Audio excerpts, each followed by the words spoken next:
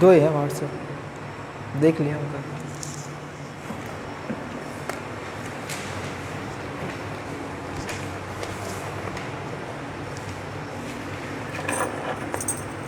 Sir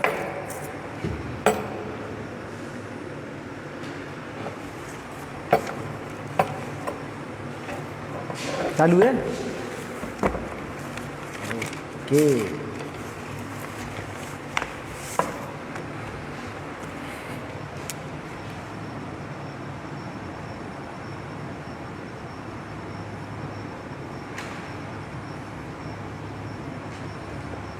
good afternoon all the students. वो कर रहे हैं है ना। लेसन चल रहा था जीवों की संरचना।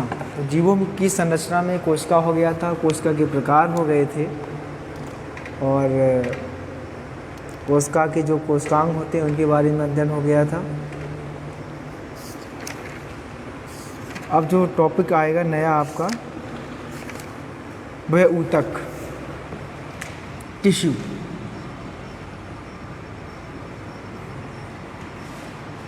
ऊतक, ऊतक किसे कहते हैं?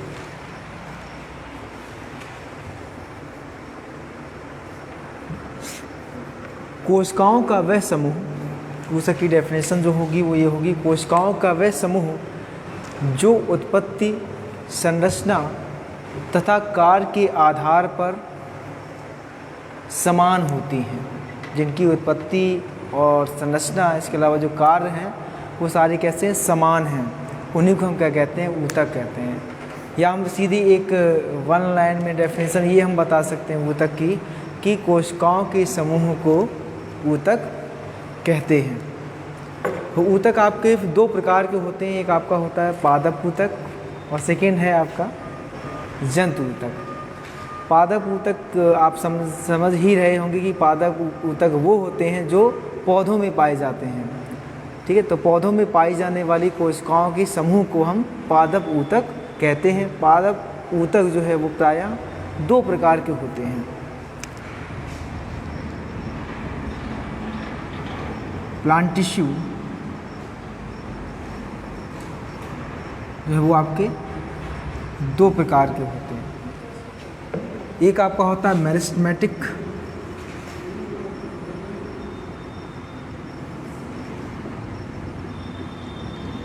मेरिस्टेमेटिक टिश्यू, और दूसरे होते हैं आपके परमानेंट टिश्यू।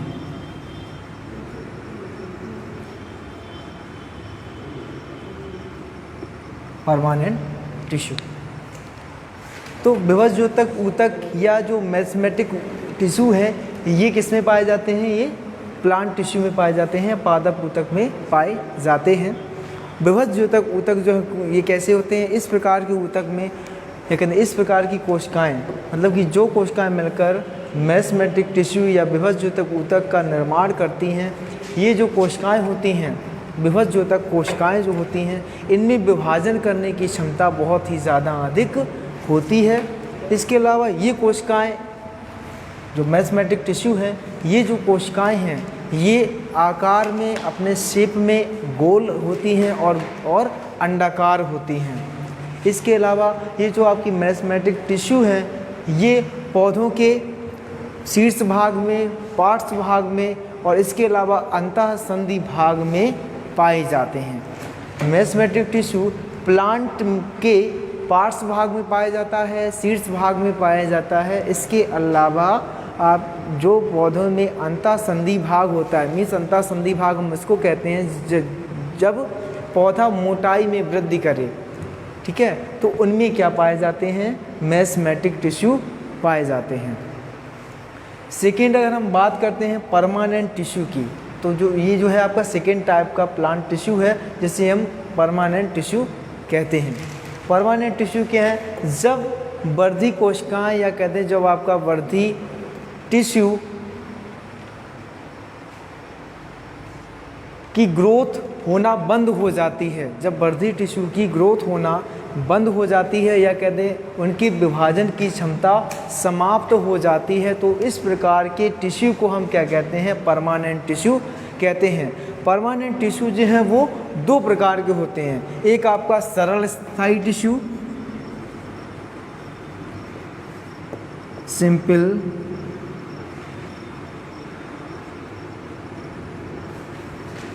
परमानेंट टिश्यू, और दूसरा होता है आपका कॉम्प्लेक्स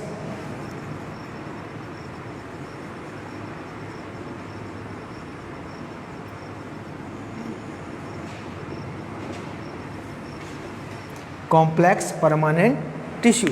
तो जो सरल स्थायी ऊतक होते हैं या कहते हैं जो सिंपल परमानेंट टिश्यू होते हैं, ये एक ही प्रकार की कोशिकाओं से मिलकर बने होते हैं।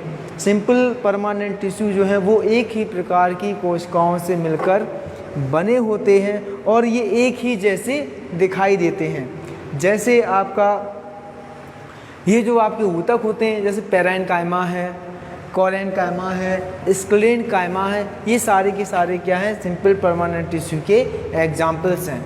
तो सिंपल परमानेंट टिश्यू क्या है, ये एक ही प्रकार की कोशिकाओं से मिलकर बने होते हैं तथा ये कैसे होते हैं, ये सरल होते हैं, ये सरल होते हैं, जैसे पैरेन्काइमा, कोलेनकाइमा और आपका स्क्लेरेन्काइमा।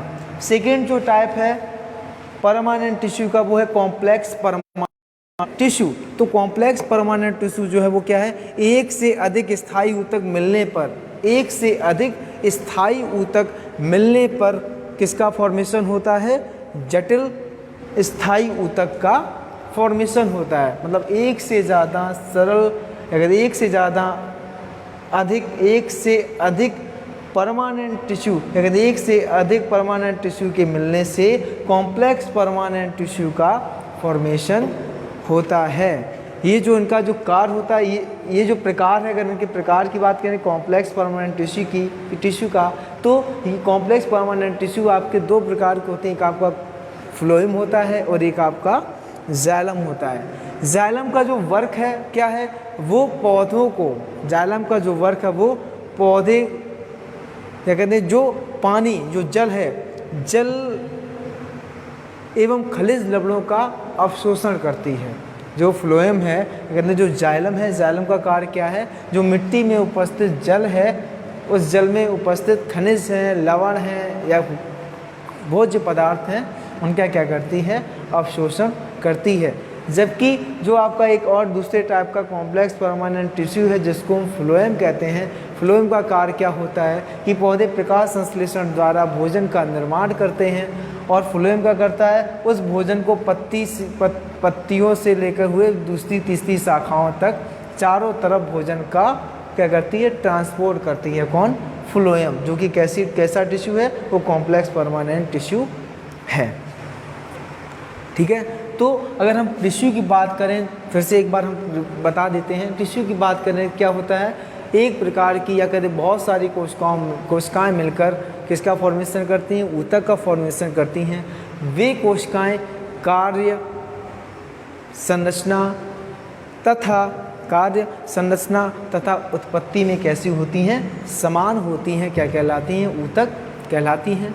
ऊतक दो प्रकार के होते हैं, या कहते हैं टिश्यू दो प्रकार के होते हैं, एक आपका प्लांट टिश्यू है और सेकेंड आपके होते हैं एनिमल टिश्यू। अभी वहीं पे हम बता देंगे। दूसरा है आपका एनिमल टिश्यू। फिर हमने बात की थी प्लांट टिश्यू की, तो प्लांट टिश्यू जो है वो आपके क्या होते हैं, पौधों में पाए जाने वाले टिश्यूज़ को क्या कहते हैं, प्लांट टिश्यू कहते हैं। होंगे क्या, कोशिकाओं का वह समूह जो कार्य संरचना एवं उत्पत्ति में समान होता है, क्या कहलाता है, प्लांट टिश्यू कहलाता है। प्लांट टिश्यू आपके दो प्रकार के होते हैं, एक आपका मेरिस्मेटिक टिश्यू, दूसरा आपका परमानेंट टिश्यू। मेरिस्मेटिक टिश्यू क्या होते हैं, मेरिस्मेटिक टिश्यू जो हैं ये जो है आपका, इनमें विभाजन की बहुत ही ज़्यादा क्षमता होती है। मेरिस्मेटिक टिश्यू में विभाजन की बहुत ही ज़्यादा क्षमता होती है। इसके अलावा जो मेरिस्मेटिक टिश्यू है ये पार्श्व भाग में, शीर्ष भाग में तथा अंतःसंधि भाग में पाए जाते हैं। ओके, दूसरी हम बात करते हैं परमानेंट टिश्यू की। तो परमानेंट टिश्यू क्या है आपके, यह वर्धी ऊतक की विभाजन, यह वर्धी ऊतक के विभाजन की क्षमता समाप्त होने के बाद इनका फॉर्मेशन होता है। जब वर्धी ऊतक जो है वो डिवाइडेशन करने की उनमें क्षमता खत्म हो जाती है या समाप्त हो जाती है, तभी परमानेंट टिश्यू का फॉर्मेशन होता है। ये जो परमानेंट टिश्यू है वो दो प्रकार के होते हैं, सिंपल परमानेंट टिश्यू और सेकेंड आपका complex permanent tissue. Simple permanent tissue अगर है क्या है सिंपल वाला, यह एक ही प्रकार के कोशिकाओं से मिलकर बने होते हैं। सिंपल परमानेंट टिश्यू यह एक ही प्रकार की कोशिकाओं से मिलकर बने होते हैं। एग्जाम्पल स्क्लेरेंकाइमा, पैरेन्काइमा या फिर कोलेनकाइमा। सेकेंड बात करते हैं कॉम्प्लेक्स परमानेंट टिश्यू की, तो ये एक से अधिक परमानेंट टिश्यू मिलकर किसका फॉर्मेशन करते हैं, कॉम्प्लेक्स परमानेंट टिश्यू का फॉर्मेशन करते हैं। ये एक इकाई की तरह कार्य करते हैं। पौधों में कॉम्प्लेक्स परमानेंट टिश्यू दो पाए जाते हैं। एक आपका होता है कॉम्प्लेक्स परमानेंट, एक होते हैं आपके जाइलम और दूसरा होता है आपका फ्लोएम। जाइलम का जो कार्य है, जाइलम का मुख्य कार्य ये होता है कि वो मिट्टी में उपस्थित जल एवं खनिज लवणों का अवशोषण करता है, तथा फ्लोएम का जो वर्क है वो सूर्य का प्रकाश के द्वारा जो पौधे भोजन का निर्माण करते हैं उनको पौधे के विभिन्न भागों तक पहुंचाना किसका कार्य होता है, फ्लोएम का कार्य होता है। फिर हम दूसरी अगर हम बात करते हैं टिश्यू में दूसरे टाइप के, तो दूसरा आपका टाइप आता है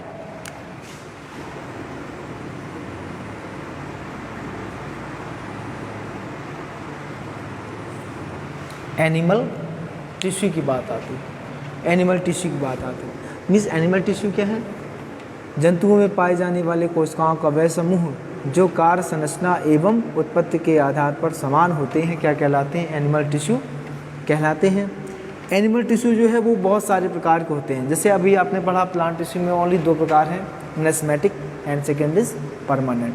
बट जो एनिमल टिश्यूज हैं ये आपके काफ़ी सारे टाइप्स के होते हैं। जैसे नंबर 1 इसमें है आपका एपिथेलियल टिश्यू। नंबर 1 है क्या है आपका एपिथेलियल टिश्यू। ये जो है ये मुख्यतः अंगों की बाह्य एवं आंतरिक सतह पर पाए जाते हैं।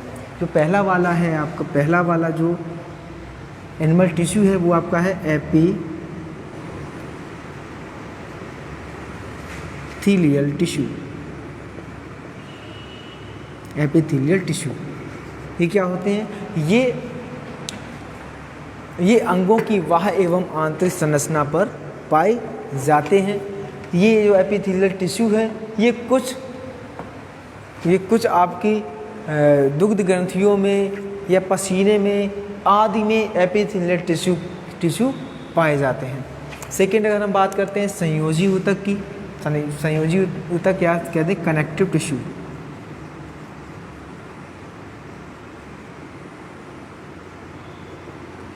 कनेक्टिव टिश्यू क्या होते हैं, संयोजी ऊतक जो है वो दो या दो से अधिक ऊतकों को जोड़ने का कार्य करते हैं। जो कनेक्टिव टिश्यू है वो क्या करते हैं, दो या दो से अधिक ऊतकों को आपस में जोड़ते हैं। ठीक है, कनेक्टिव टिश्यू ये दो या दो से अधिक ऊतकों को आपस में जोड़ते हैं। जैसे इसमें आपका एग्जाम्पल हो जाता है लक, है ना, ब्लड हो जाएगा और लिगामेंट हो जाएंगे। ब्लड इसका एग्जाम्पल है और आपका लिगामेंट इसका एग्जाम्पल है। तीसरा जो टाइप है एनिमल टिश्यू का वो है आपका मस्कुलर टिश्यू, जिसको हम हिंदी में पेशीय ऊतक कहते हैं। ये होते क्या हैं, ये मुख्यतः ये जो आपके पेशी ऊतक हैं ये मुख्यतः पेशियों तथा खोखले अंगों की दीवारों का निर्माण करते हैं। ये जो आपके तीसरे टाइप के टिश्यू हैं जिसे मस्कुलर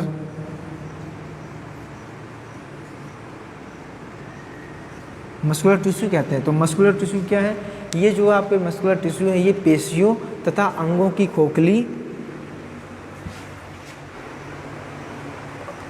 खोखली दीवार का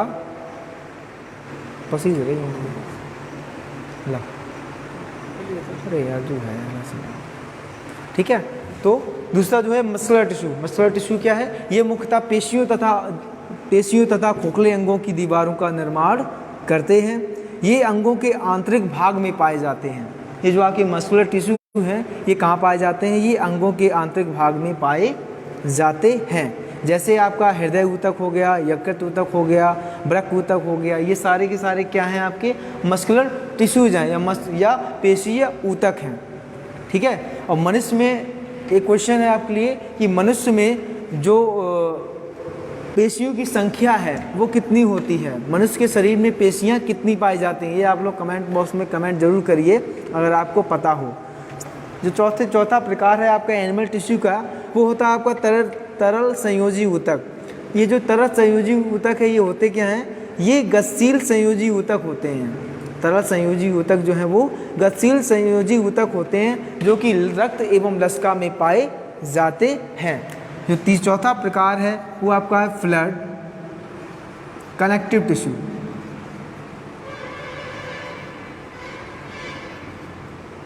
ठीक है, तो चौथा प्रकार क्या है, फ्लड कनेक्टिव टिश्यू, जिसे हम कहते हैं तरल संयोजी ऊतक। ये जो ऊतक हैं ये गतिशील होते हैं तथा रक्त एवं लसिका में पाए जाते हैं। क्या कहते हैं, इस प्रकार के जो ऊतक हैं ये रक्त और लसिका में पाए जाते हैं, जो विभिन्न अंगों को एक दूसरे से संबंध, जो मतलब कि पूरे रक्त तो आपके पूरे बॉडी में ही क्या होता है, सर्कुलेट होता है, या फिर कहते हैं उसका ट्रांसमिशन होता है, या कहते हैं ट्रांसफ़र होता है, या पूरे ब्लड में, या कहते हैं पूरी बॉडी में इसका फ्लो होता है। पांचवा जो प्रकार है एनिमल टिश्यू का वो है तंत्रिका ऊतक, नर्वस टिश्यू। नर्वस टिश्यू क्या है, ये ऊतक विभिन्न प्रकार के ऊतकों के मध्य स्थित होते हैं। तंत्रिका ऊतक ये विभिन्न प्रकार के ऊतकों के मध्य स्थित होते हैं। इनकी जो कोशिकाएं हैं, ये तंत्रिका ऊतक की, एक मिनट, नर्वस टिश्यू, जो नर्वस टिश्यू है ये क्या है आपका, नर्वस टिश्यू क्या है, ये ऊतक विभिन्न प्रकार के ऊतकों के मध्य स्थित होते हैं। ये जो ऊतक है नर्वस टिश्यू, ये बहुत सारी नर्वस कोशिकाओं या नर्वस सेल से मिलकर बने होते हैं। इनकी जो इकाई होती है वो आपका क्या होती है, इनकी जो इकाई कहलाती है, जिसके द्वारा ये पूरा नर्वस सिस्टम है, जो बॉडी का नर्वस सिस्टम होता है वो आपका सही से काम करता है। तो इसकी जो इकाई है वो आपकी न्यूरॉन होती है, न्यूरॉन सेल। तो न्यूरॉन सेल जो है आपके काफ़ी सारी तंत्रिका कोशिकाएं मिलकर आपके नर्वस टिश्यू का फॉर्मेशन करते हैं। ये जो नर्वस टिश्यू है ये बहुत सारे ऊतकों के बीच में स्थित होता है। ठीक है, इसका जो मेन काम होता है नर्वस टिश्यू का, ये संवेदनाओं को दिमाग तक पहुंचाता है। संवेदनाएं जो होती हैं आपकी, उन संवेदनाओं को दिमाग तक या मस्तिष्क तक पहुंचाता है। इसके अलावा जो लास्ट आपका टिश्यू है वो आपका है जर्मिनल टिश्यू।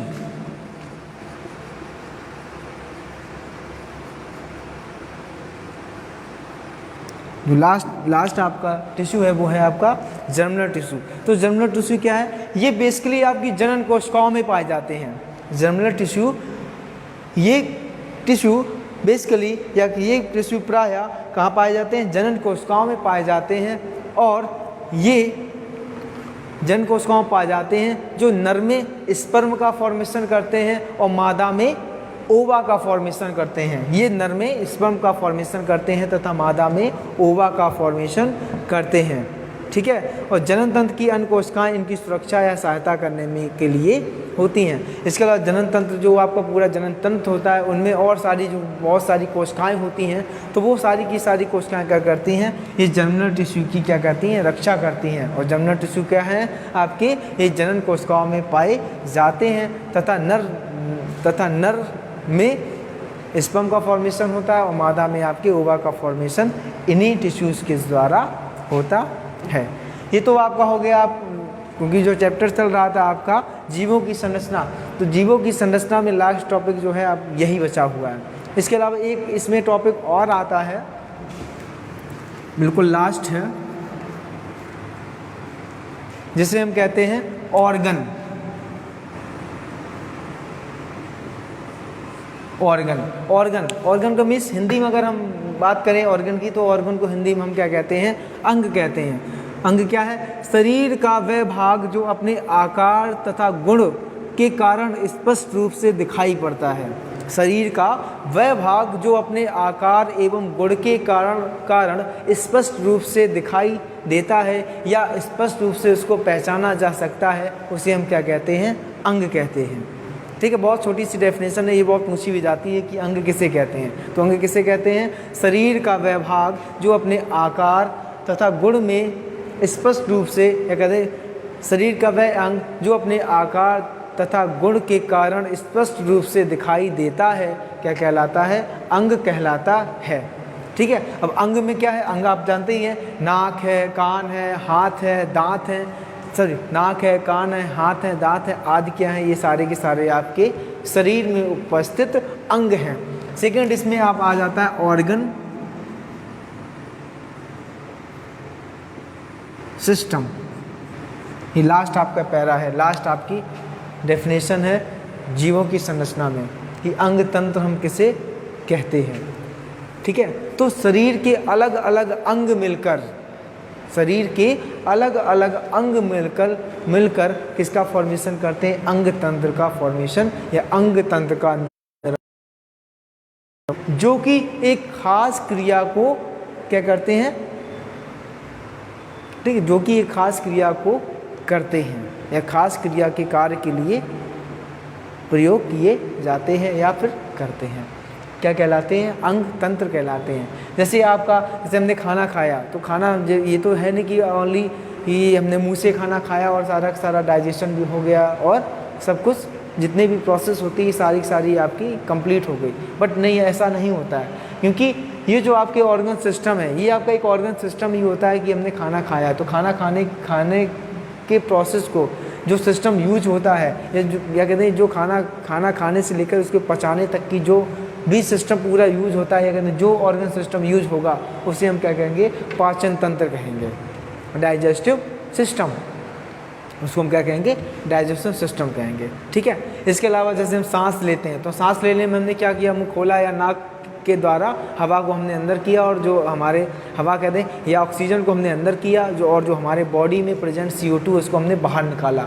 अब ऐसा तो नहीं कि ओनली ये क्या होगी? श्वसन की क्रिया हो गई। अब श्वसन की क्रिया में भी काफ़ी सारे अंग जो हैं जो कि शरीर में प्रेजेंट हैं, सारे क्या करते हैं? वर्क करते हैं। तो सारे जब ये अंग एक कॉम्प्लेक्स बना लेते हैं, मतलब एक ही क्रिया को सब एक एक स्टेप बाय स्टेप करते हैं, तो इसको ही हम क्या कहते हैं? अंग तंत्र कहते हैं। तो श्वसन की अगर हम बात करते हैं, श्वसन जो हो रही है क्रिया, तो ये जो जिन अंगों के द्वारा होगा तो सारे के सारे सम्मिलित रूप से उन अंगों को हम क्या कहेंगे? श्वसन तंत्र कहेंगे, क्योंकि श्वसन तंत्र में क्या क्या आपके अंगों ने भाग लिया है। ऐसे ही आपके बहुत सारे तंत्र होते हैं, या कहते हैं बहुत सारे अंग तंत्र होते हैं, जिसमें आपका पाचन तंत्र है, श्वसन तंत्र, रुधिर परिसंचरण तंत्र, उत्सर्जन तंत्र, तंत्रिका तंत्र, प्रजनन तंत्र आदि क्या है? ये सारे क्या हैं? अंग तंत्र हैं, जो एक कार्य के लिए सारे, मतलब एक कार्य के लिए काफ़ी सारे अंग मिलकर काम करते हैं। काम एक ही होगा बट अंग जो है वो आपकी बहुत सारे अंग निर्मित होंगे, या कहते हैं एक से ज़्यादा अंग क्या होंगे? सम्मिलित होंगे। अभी आगे जो चैप्टर्स आएंगे तो उनमें बहुत ही ज़्यादा ब्रीफली दिया गया है अंग तंत्र के बारे में। जैसे आपका पाचन तंत्र है, उत्सर्जन तंत्र है, रुधिर परिसंचरण तंत्र है, ये सारे के सारे आपको क्या है? आगे नेक्स्ट जो क्लासेस आएंगी या नेक्स्ट जो चैप्टर्स आएंगे उन सारे चैप्टर्स में देखने को और पढ़ने को मिलेगा, देखने को और पढ़ने को मिलेगा। ठीक है, तो ये जो आपकी क्लास है ये कंप्लीट हुई है।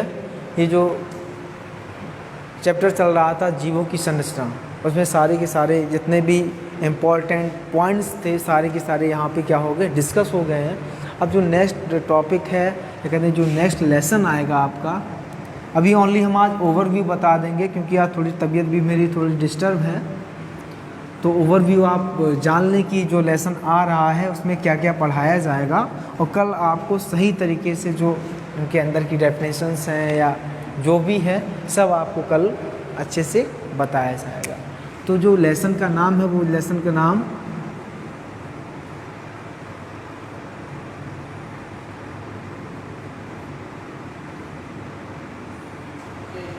जीवन की क्रियाएं, इसको हम कल डिस्कस करेंगे अच्छे तरीके से। आप लोग थोड़ा पढ़ लेना तो सही रहोगे।